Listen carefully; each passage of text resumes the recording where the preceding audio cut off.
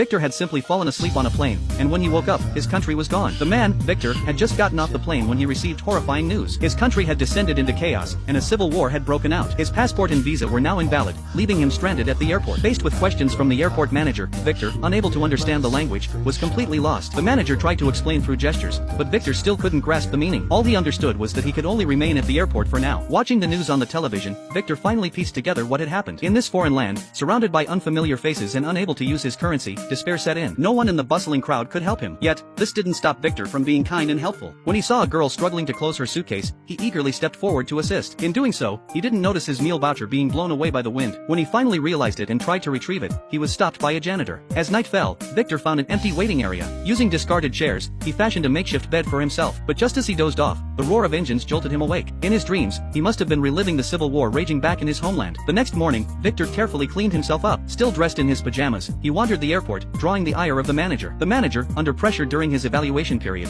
decided to teach Victor how to sneak out of the airport. His intent was clear: to get rid of Victor, even if it meant him being arrested outside. Once Victor was off